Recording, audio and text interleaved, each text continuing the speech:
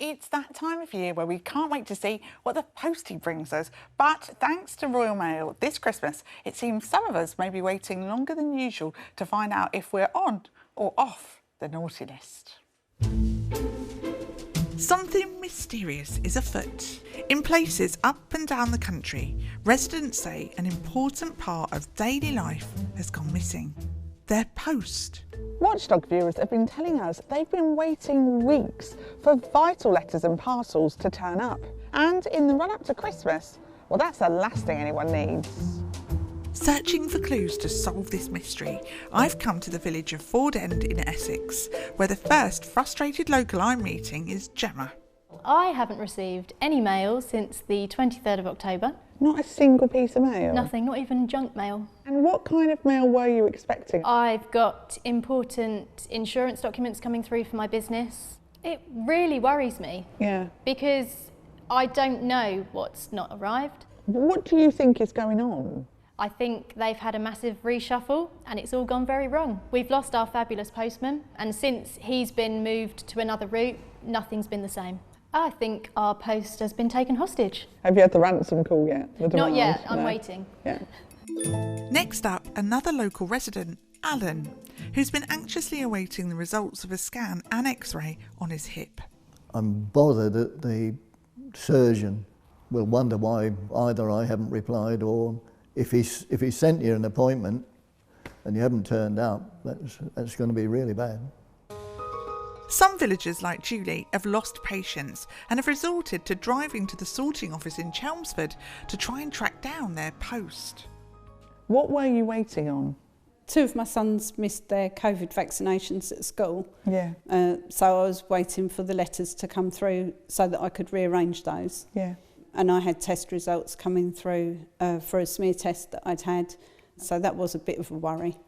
When Julie turned up at the sorting office, she says she saw other frustrated customers in tears. They did say they can't guarantee that you would get all the mail that you were due, because behind the scenes it was chaos and they wouldn't be able to find everything for everybody. You're paying for a service and then they're not providing the service. And there have been reports of other people experiencing similar problems in towns and villages across the UK, including North Lanarkshire in Scotland, where Tracy hasn't had any post for 2 weeks. So Tracy, can you tell me what it is that you're waiting for? My father-in-law died a month ago, and so trying to switch all the bills over to my mother-in-law's name, and my poor husband's at wit's end. It's just so much paperwork that's not arriving. We feel like we've not had a chance to grieve properly. So what's going on at Royal Mail? Well, not one, but 2 separate posties have contacted us to say where they think things have gone wrong.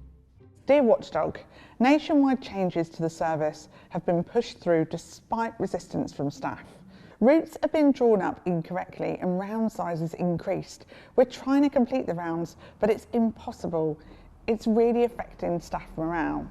It's clear both of these posties are really frustrated at what's happening. But when we put all this to Royal Mail, while it apologised to customers who've experienced delays, it says the vast majority of post is delivered on time. It added that in a small number of offices, this may temporarily not be possible due in part to staff sickness. For example, in the Chelmsford area, and that includes Ford End, almost a third of postal workers have been off at the same time due to COVID. It says it's had similar problems in Tracy's area, but in both places it's taken on extra agency staff. Royal Mail also told us that because of growth in the number of addresses and parcel deliveries, routes in every delivery office in the UK are being revised, but the vast majority have now been implemented successfully. Posties are doing their best, but like everyone, they need their bosses to support them. Royal Mail needs to sort things out, and not just for their customers, but for their workers too. Now, of course, it's really important to remember we are not blaming the posties who do a great job.